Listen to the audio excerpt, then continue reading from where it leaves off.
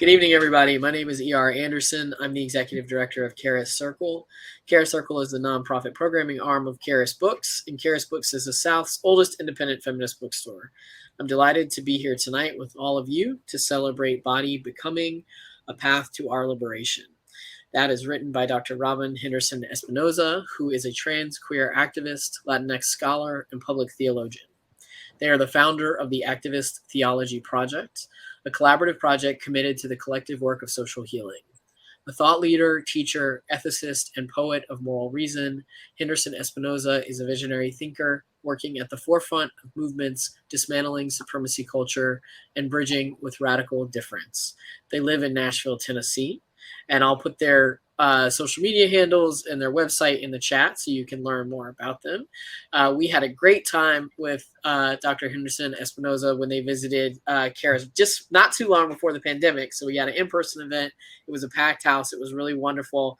So when we heard this book was coming out, we were really excited to have it back. So welcome, Dr. Robyn. We're really excited you're here. Thank you. We are joined by the Reverend Connie Tuttle, who is the pastor of Circle of Grace, a small progressive ecumenical feminist house church in Atlanta, Georgia. She's an army brat who lived in France, Germany, the East and West Coasts, and claims them all as home. She is the first open lesbian to graduate from Columbia Theological Seminary in 1986. She tells her story in her memoir, A Gracious Heresy, The Queer Calling of an Unlikely Prophet, which is also available from Charis Books tonight. After seminary and before founding the church with a group of disenfranchised spiritual renegades, she directed the Atlanta Hunger Walk and later worked with the Southern Prisoners Defense Committee. She's committed to social justice and has a passion for providing hospitality. So when we were thinking about who would be a great person to be in conversation with Dr. Robyn, of course, we thought of you, Connie. Connie is a long time friend of Charis. And an important person in our community of religious seekers and thinkers. So we're real honored to get to do this and to also get to do this in partnership with Agnes College. So welcome to everybody who's watching at home. We want to encourage you to ask questions, shout out where you're watching from. You can ask a question in the chat or in the ask a question box, and I'll be sure that it gets to Connie to ask to weave into this conversation. But delighted y'all are here. I'm going to go ahead and get out of the way and let the games begin. Thank you. Thanks, ER. And thank you, Dr. Robyn. I'm so excited to be having this conversation.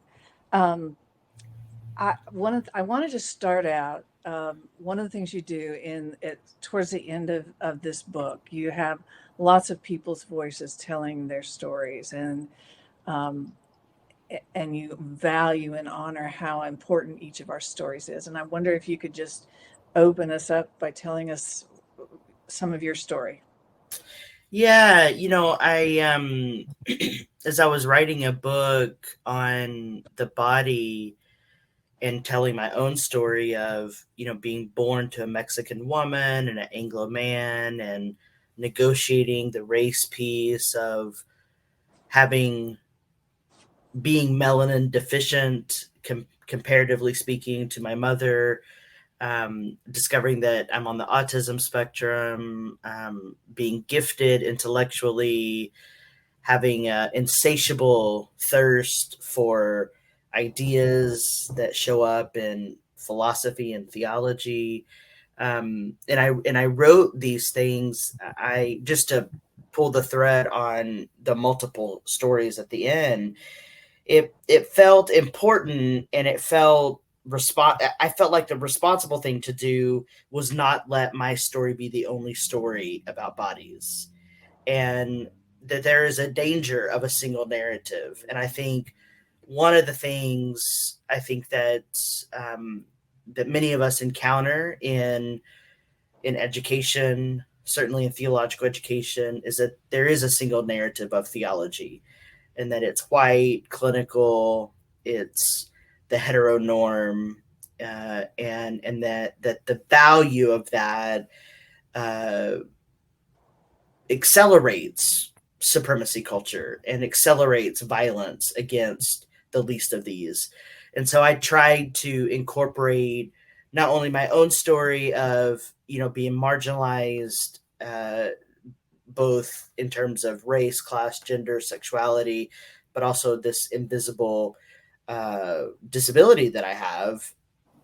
I wanted to balance that with stories that come from all over the world and stories that we might not encounter as we think about embodiment and how to be a better body together.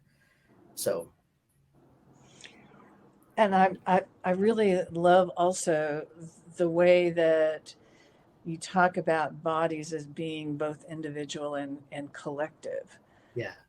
And not only the energy that it generates, but that it's in that there's the possibility for healing of our culture, of our democracy. And I'm Yeah. wondering if we could talk about that just a little bit, because I Yeah, think we're well, all interested in that right now. yeah. And I would be curious to be in dialogue about this, given the work that you're doing at Circle of Grace. And maybe you wouldn't call it a democracy, but that is a body that, that you're participating in. Yeah, I being connected to my body has been a lifelong journey, a lifelong quest. And I began to think, it was not long after the state execution of George Floyd and the execution of Breonna Taylor that I began to think that our relationships with one another. So if we love our neighbor, for example, it can shape our practices in the world. I'm trained as an ethicist, so I think about norms, habits, and values. And if our norm is to be connected with people, then there comes a value from that norm, and then habits are practiced. But the norm that we have right now is having domesticated polarization. So our norm is disconnection. And I began to think about this after, the George Floyd murder went viral on social media and the news programs. And I just began to think, and I was talking with some of my colleagues and some of my teachers, that, and I believe what Gloria Anzaldúa says, that we are deeply, radically interconnected. And if that is so, then I don't exist alone in isolation. I exist within a social fabric of other bodies.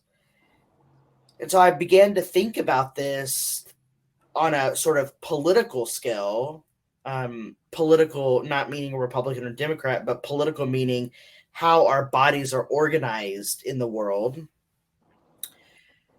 And I sort of just followed the thread that if I am a body connected to other bodies, and if my habits and values impact the relationship I have with another body, then that connection can impact the cultural body, because my body intersecting with another body is part of this social fabric that we might call the cultural body or the collective body. And I just sort of followed that thread and started thinking about it in terms of democracy and what do we mean by democracy. There are thousands of definitions of what democracy might mean, but I take democracy to mean to be something rooted in a kind of communalism, to be rooted in community. And when we take that seriously, responsibility looks different. Responsibility to self and other looks different. How we practice with one another, how we relate with one another, I think it just looks different. And I think, having gone through the pandemic, and I mean, the past really the past 2.5 years, I have been working 7 days a week with very little spaciousness. Mm. And as I was writing this book, I just had this sense, if we could learn to be a better body together, more knit together, we could imagine ethical futures. So really, you know, like at the end of the day, I think this book is about relationships and relationality, relationship to self and relationship to other, which is a very ancient teaching that shows up in lots of spiritual traditions. I think that's what I would say about that.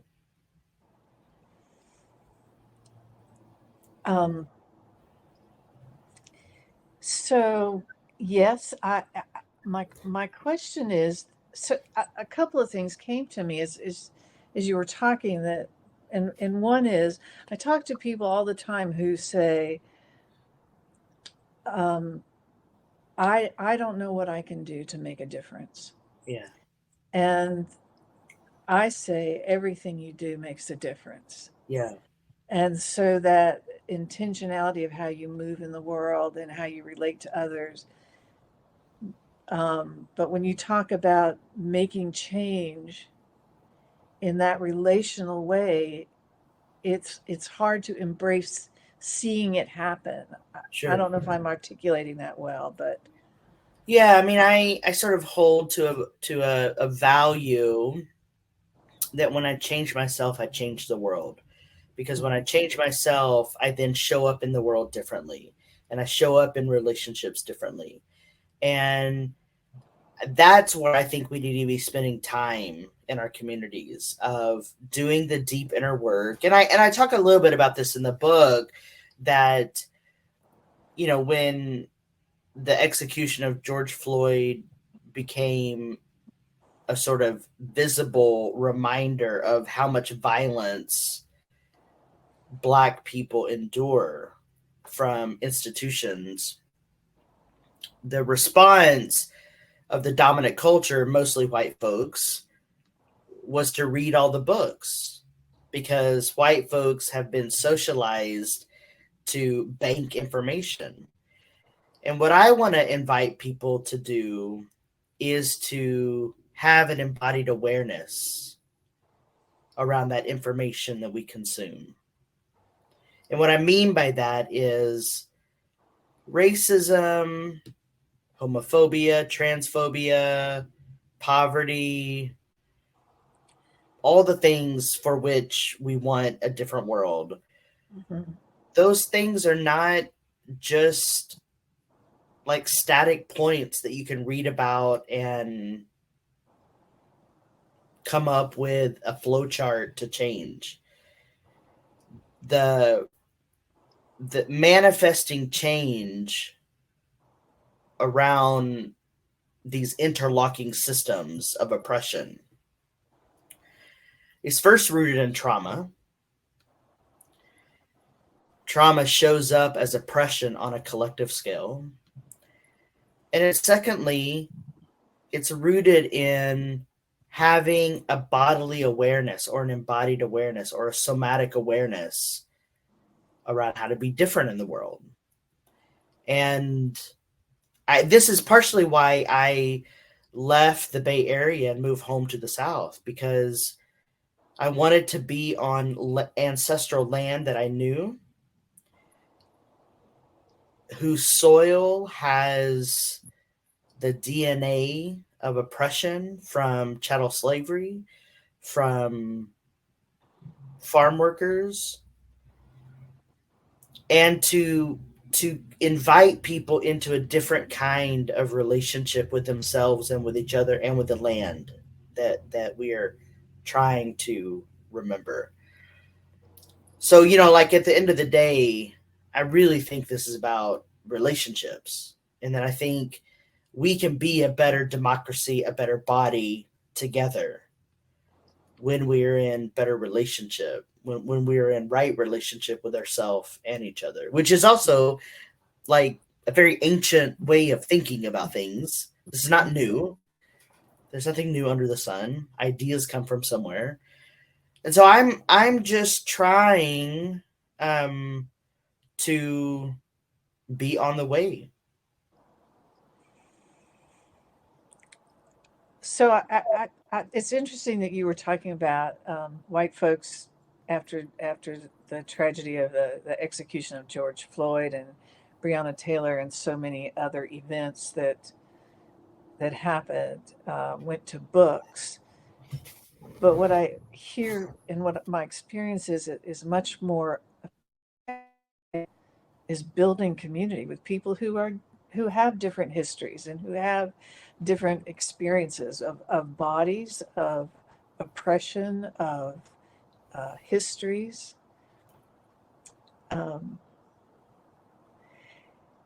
And who are different from us. But that engagement feels like what you're saying is important. The relationship is really where we do the growth and change with one another.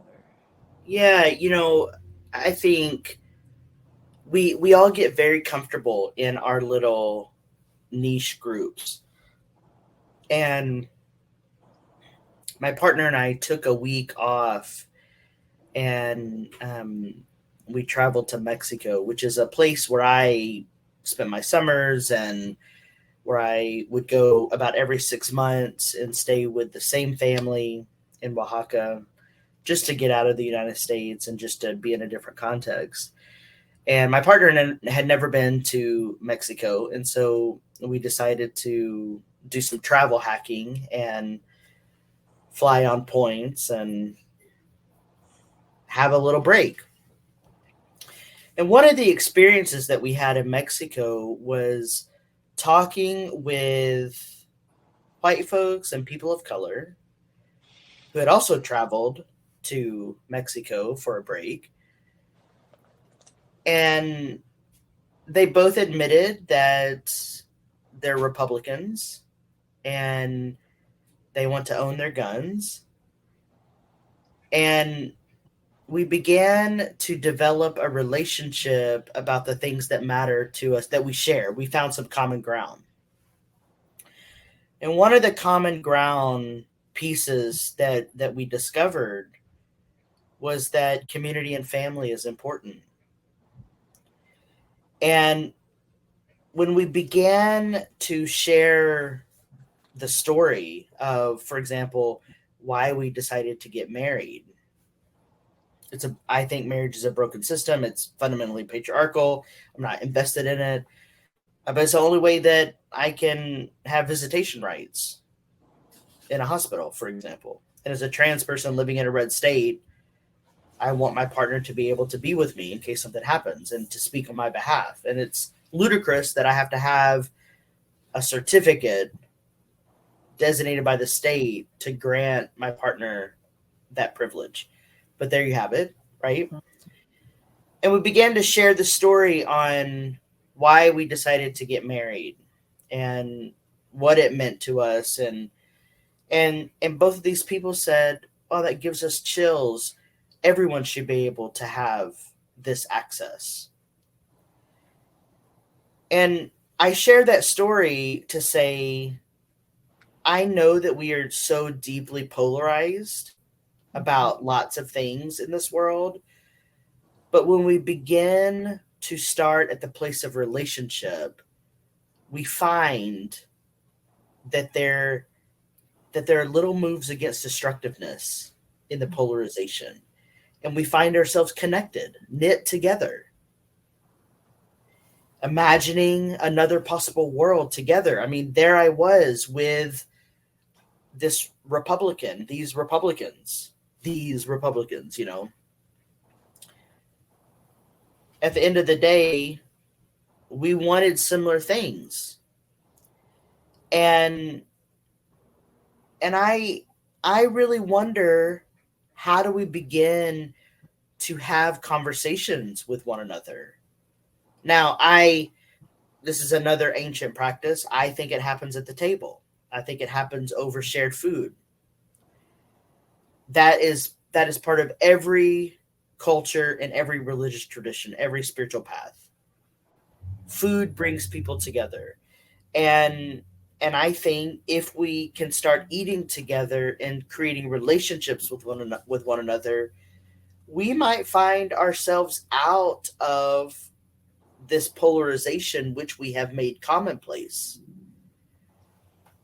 But it takes a village to do that.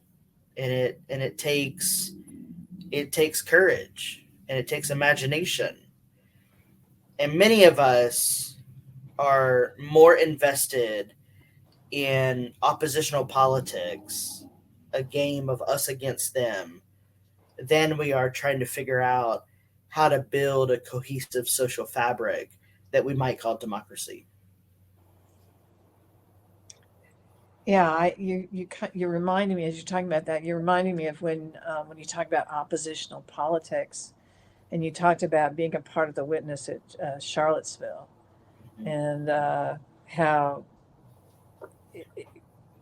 that you started thinking about, how can this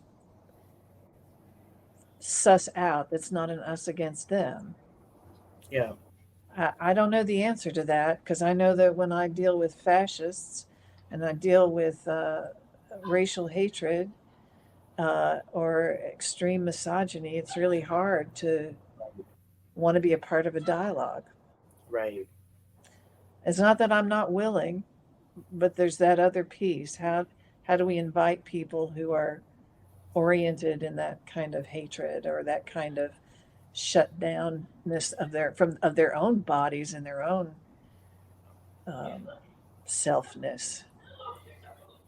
Yeah, I mean it brings to mind the struggle to address the trauma that lives in everybody. It's not just women or women of color or trans people, or it's not just a certain segment of people who are living with trauma, or poor people, right, who are living with trauma. Racism emerged because of white on white violence. So you're saying that even people who we perceive of as having power and not being traumatized are. Yeah, I Yeah. am. Yeah, and Charlottesville was this violent outpouring of what people experience in subtle and not so subtle ways every day. Mm-hmm. And that, of course, was taken to the extreme. That is quite dangerous, what happened there. And I talk a little bit about my experience there. Mm-hmm. And I do think it is about suturing the wounds within ourselves. So so so many people who join extremist groups, it's out of a place of feeling lonely and isolated or depressed or not connected, which has its roots in trauma. Mm-hmm. And I think that if we are going to begin to do the work of anti-racism, or what I prefer to say, social healing on a collective scale, we have really got to be holistic about this. That some of the dogma and theology and philosophy that we have put out in the world is rooted in an ideology of indifference and hate that has encouraged this behavior. Right. Christian nationalism has been around for a long time. Christofascism, a term that Dorothy Soleil, a German liberationist theologian who coined in the late 80s, early 90s, this thing has been around a long time. Autocracy has been around a long time. Fascism has been around a long time. We have just not taken it seriously in this country and have let relationships slip away in such a way that it has created conditions for this domestication of polarization.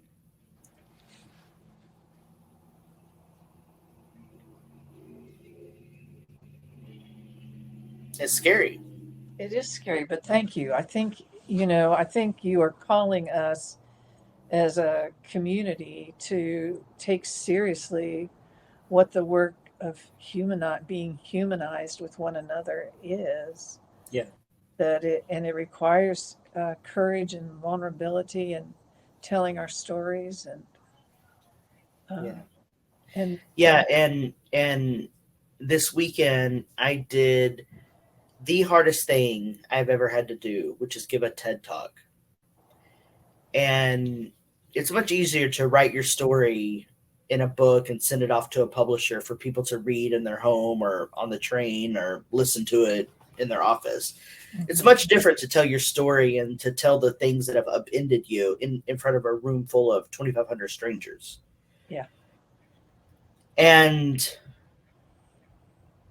I just tried to tell the truth about how disconnected I became from my body, from the trauma and abuse and violence that I suffered as a child with a parent who didn't know how to handle her anger, and how that shaped my behavior in the world.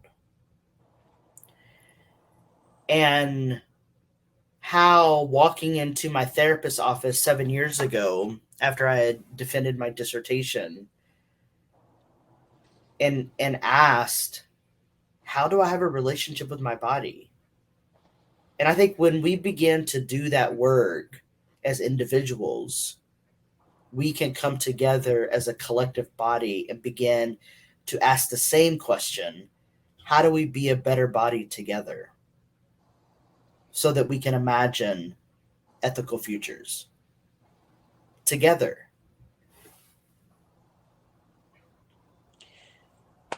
Thank you. Yeah. I guess I should ask if there are any questions. I want to make some space for it because I also have a lot more that I'd like to ask you about. Yeah.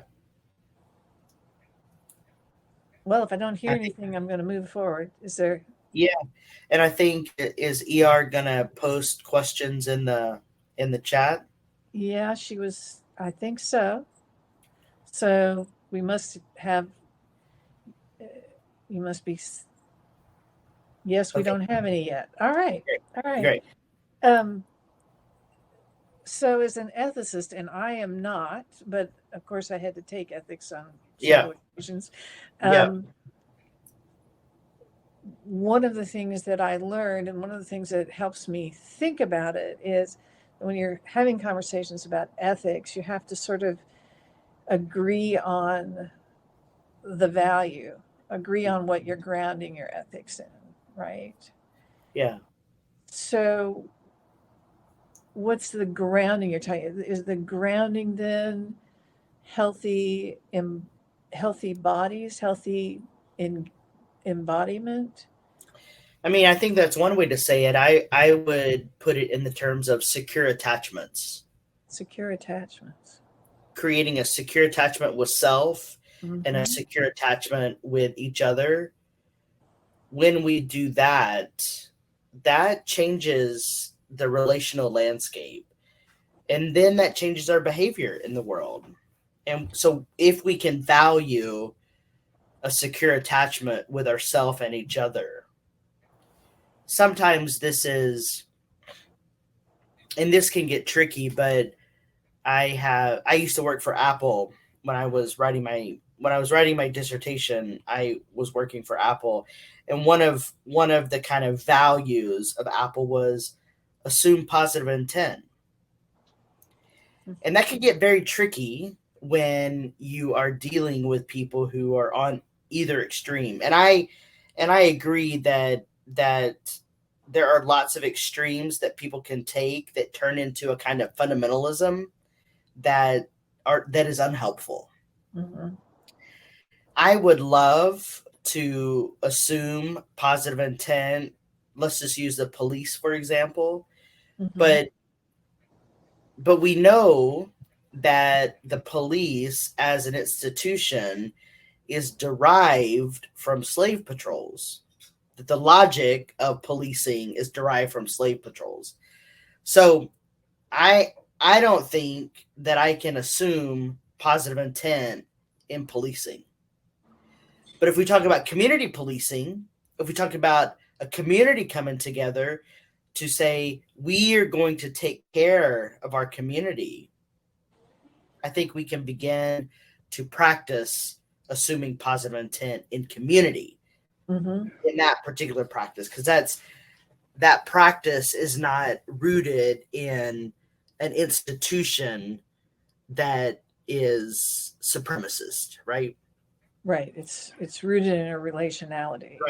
Right, exactly. A sort of generative relationality that is hopefully designed to protect community and reduce harm.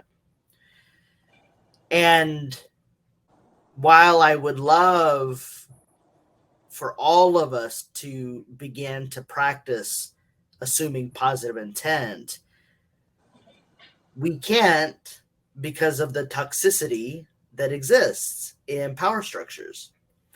And so I try to practice take no shit and do no harm.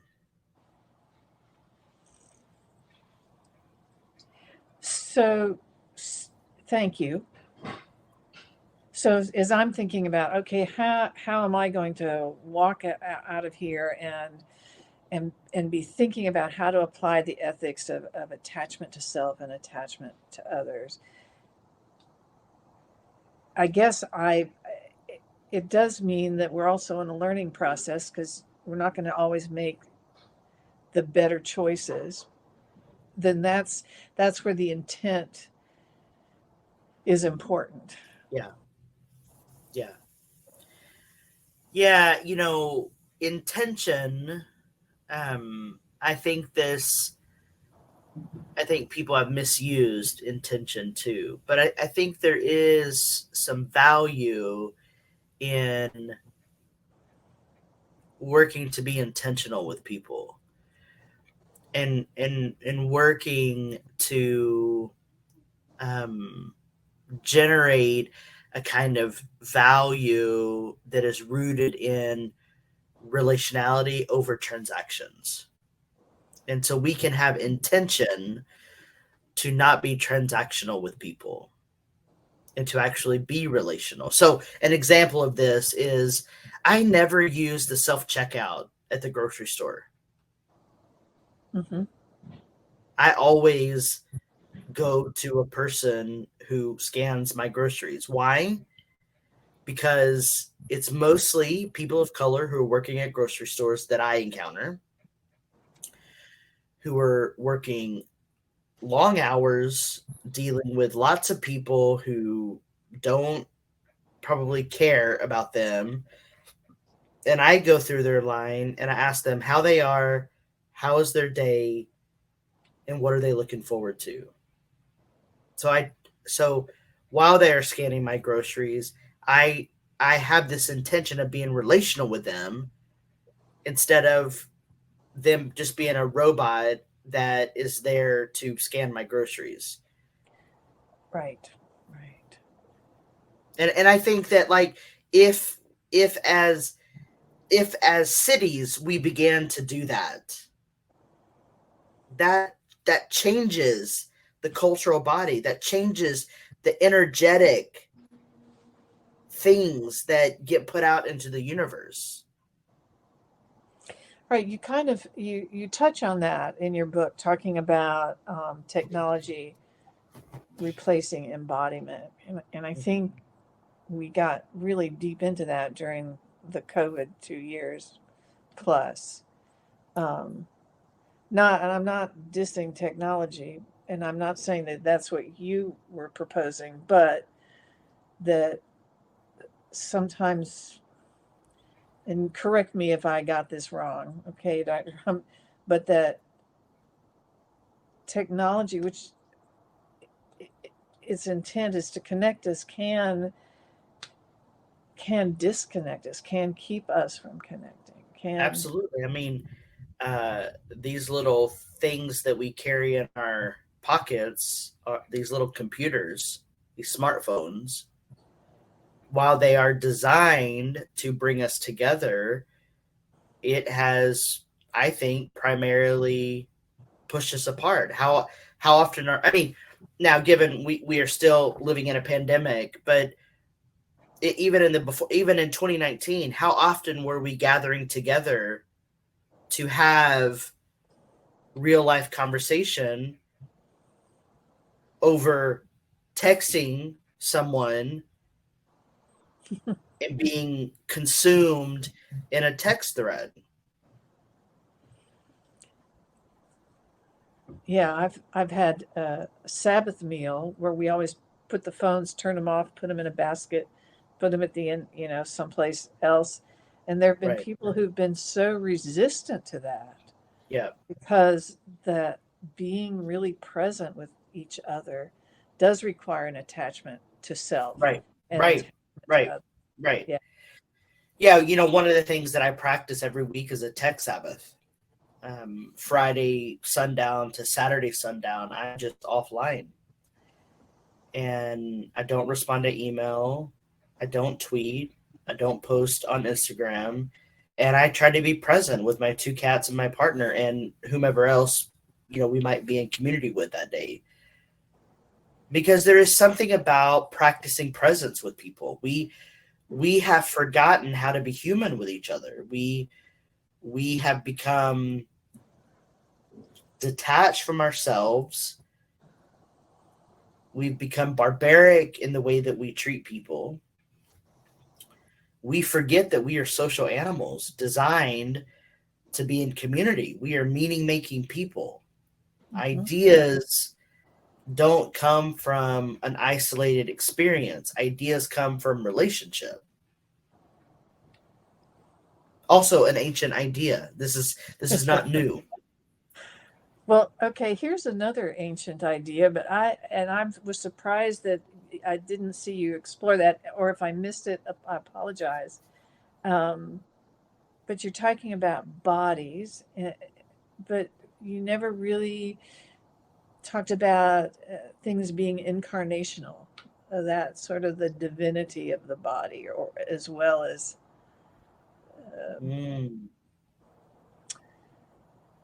as the physicality. Yeah, I think certainly that is like a subtext of what I'm talking about. My PhD dissertation was on bodies are becoming. Activist theology, I think, was deeply incarnational, and sort of the spirit of living out theology is incarnational. Mm-hmm. And writing a trade book, they want more story and less theory. And so I did my best to talk about bodies and my story in a way that I thought would resonate with people. And in my mind, it's deeply incarnational, but I didn't explicitly say that. I guess I was hoping it was implied. Well, yeah. I mean, for me to live in my body, I feel the miracle or the divinity of it, the sacredness of it. Yeah. And I did get a deep sense of the sacredness of your body and the stories that were told of people's bodies. And we've lost that tradition. God became human so that we might become divine. We have lost that in our culture and our tradition. And I think what would our world look like if we began to live in that way? How healing would it be to be able to see our own divinity, but also the divinity of others, the value of other bodies. Right. And I'm going to say something that is probably very unpopular with this group. But I was reminded in 2019 by my partner. I was criticizing something from the previous administration, and my partner said, "The president is our sibling too. We are connected." And there are a lot of people who do not want to be connected to anything of the former administration. It is very And painful. yeah, yeah.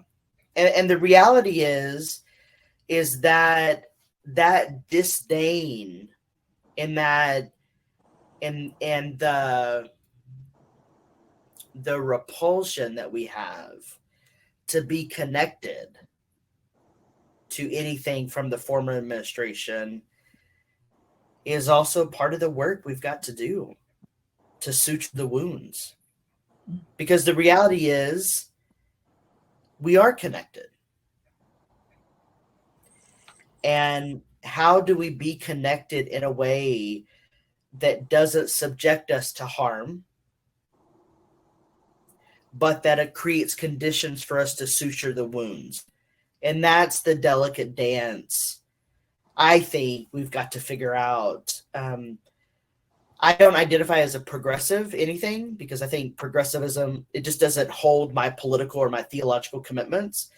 But progressive folks who are sort of anti anything conservative or Republican is they are bound up in this oppositional politics. And I think that progressives on any level have got to figure out how to get out of an oppositional framework and pursue non-oppositional politics and begin suturing the wounds.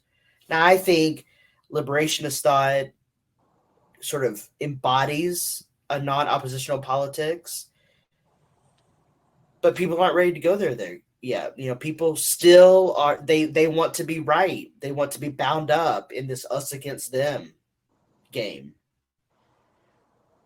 Well, where does fear go in? Into all of that, because connecting with people when you are truly and really afraid, how do we navigate that? Well, you know, fear teaches us. It teaches us what our capacity and limits are.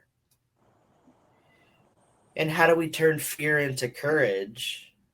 I think it's in relationship. I mean, I have not slept in 2 weeks. The fear of giving this TED talk. I mean, I just had insomnia for 2 weeks. And it was this fear of, I'm about to tell my story to a whole bunch of strangers, mostly white people. They, you know, white folks love these TED talks, you know. And I'm sort of opposed to platform culture, like as a value, as an ethic of mine, because I want to be in community. I want to create community. I want to teach in community. So I didn't sleep for 2 weeks, and it was a lot of fear, nothing but fear. And I mean, I started an old-fashioned prayer chain. I just sort of dug into my roots, and I was like, okay, God, this is like, it's going to be what it's going to be.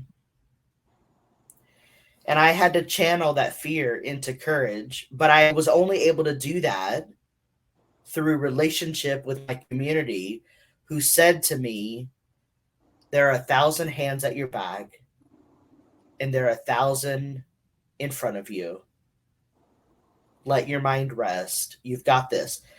So it took a giant village to get me over the fear, but it was about relationship, Right? and about community. And can I use the word love? I think love. Oh, yeah.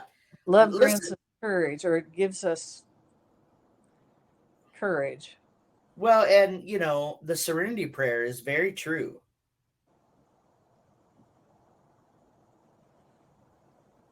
Yeah. And I don't know, we might find ourselves in a different headspace if we each prayed the serenity prayer and then endeavored to be with people from that place. To live into it. Yeah. Right. Right.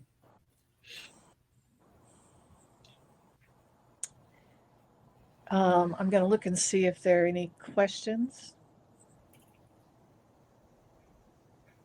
Nope, I don't see any yet.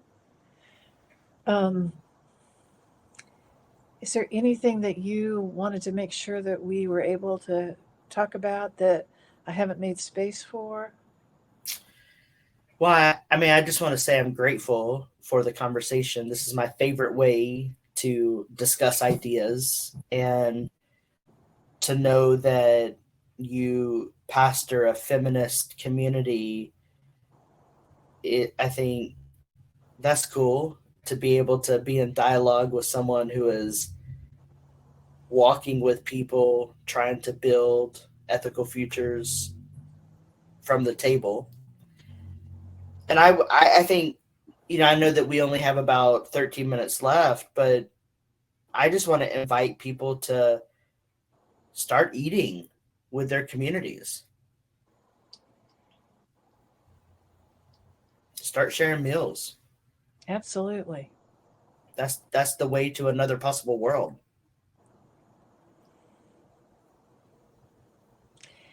Which, in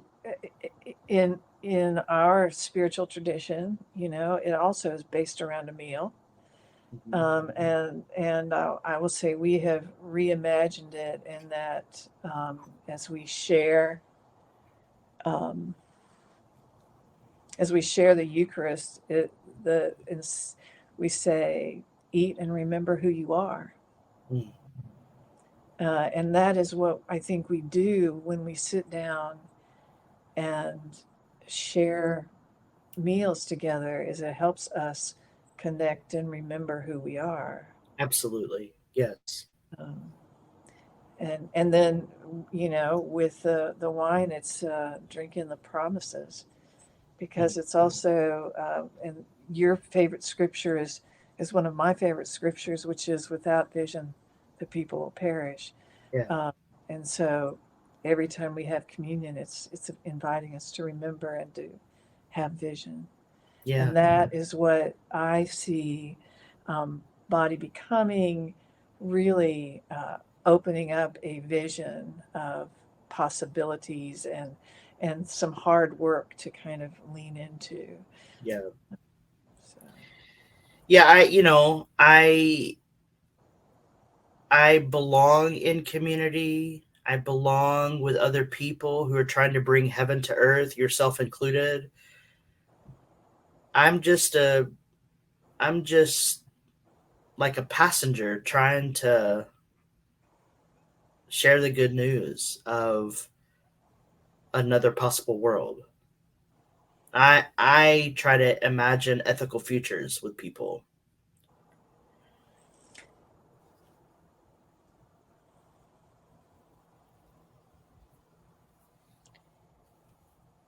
yeah, thank you.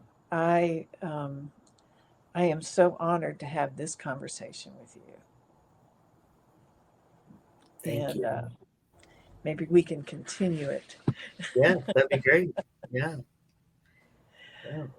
Yeah. So let me put this out there for you, because I know that my questions aren't everybody else's questions. You've got time if you'd like to ask Dr. Robyn a question. They are obviously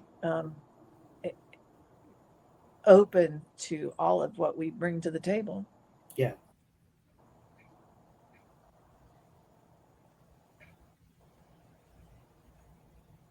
Okay. Um, well, I know that ER is going to come back, and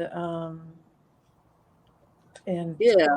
sort of close us up here? Yeah. Yeah, I just want to say thank you to you both. I really appreciate your presence and your generosity of spirit always. And I want to encourage folks. I see Kathleen in the chat saying that they're excited about your book. So I want to tell folks you can get Body Becoming: A Path to Our Liberation from Charis tonight. You can click this teal button, and that will lead you right to it. You can also buy Reverend Tuttle's book from Charis. You can buy Dr. Robyn's first book from Charis. So they are all there for you. And I see Tina Pippin is here. Tina Pippin is a great theologian and religious studies scholar from Agnes Scott College. So for folks who are local to Atlanta, we have a wealth of resources of beautiful feminist scholars.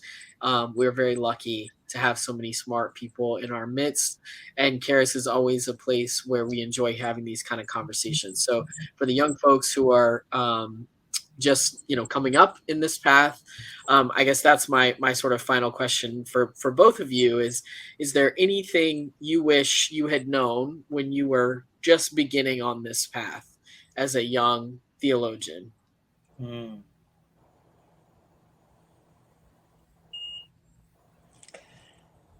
I don't know. I think you can only know what you don't know after you've figured something out.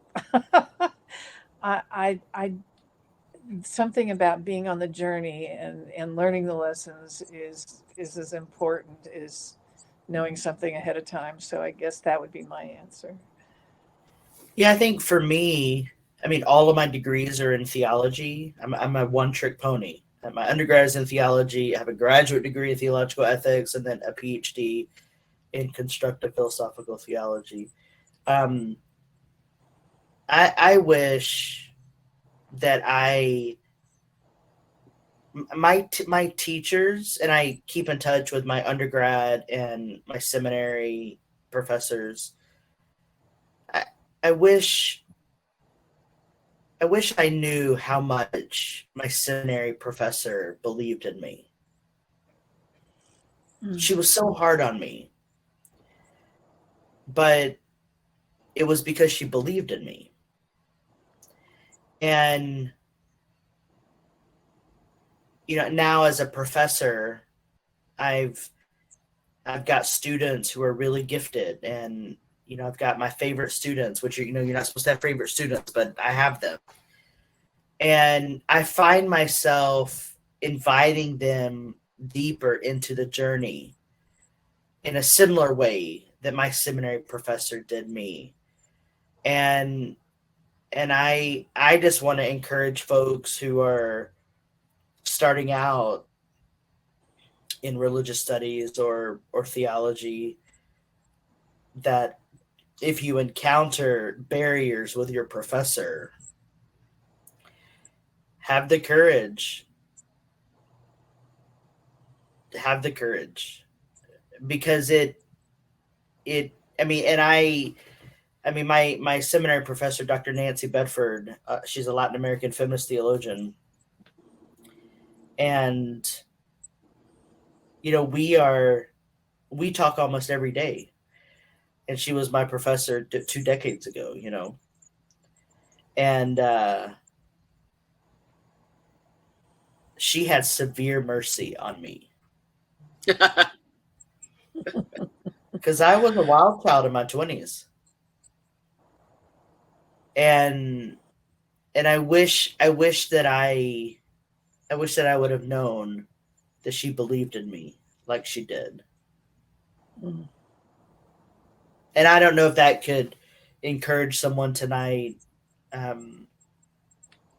Semester's just starting, but if you encounter roadblocks,